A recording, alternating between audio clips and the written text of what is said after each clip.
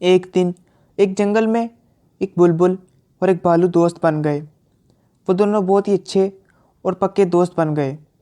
बुलबुल हर रोज़ जंगल की गहराइयों में गाना गाती और अपनी खूबसूरत आवाज़ से जंगल को हैरान करती। एक दिन फिर हुआ ये कि भालू ने भी गाना शुरू कर दिया। बुलबुल को देखकर उसे भी जोश आया और उसने सोचा कि क्यों न मैं भी गाऊं। भालू ने भी गाना शुरू किया।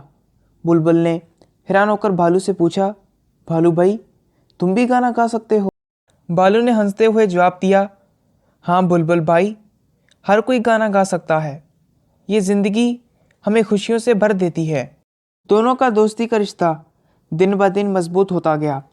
भालू ने बुलबुल को जंगल की गहराइयों में घुमाने की दावत दी। बुलबुल भी इस बात पर मान गई और उसने इस बात पर अमल किया। वो भी भालू के साथ जंगल की गहराइयों में घूमने लगी। एक दिन जंगल में एक बड़ी मुसीबत आ गई। एक बड़ा सा जंगल का इलाका आग की वजह से बुरी तरीके से जल गया। बुलबुल और भालू ने देखा कि उनका प्यारा जंगल उनकी आंखों के सामने जल रहा है। दोनों ने फैसला किया कि वो मिलकर अपने दोस्तों और दीगर जानवरों को बचाएंगे और इस जंगल को भी बचाएंगे। वो दोनों काम में लग गए।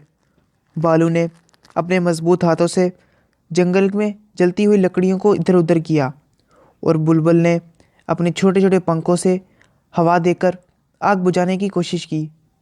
इनकी अनथक कोशिश करने की वजह से आखिरकार इनको इनके मकसद में कामयाबी मिली और जंगल फिर से हरा भरा हो गया और सारी आग बुझ गई। जंगल के सभी जानवरों ने भालू और बुलबुल की तारीफ़ की और उन पर फ़ख्र किया। भालू और बुलबुल की दोस्ती ने जंगल को बचा लिया और सभी जानवरों की जानों को भी बचा लिया।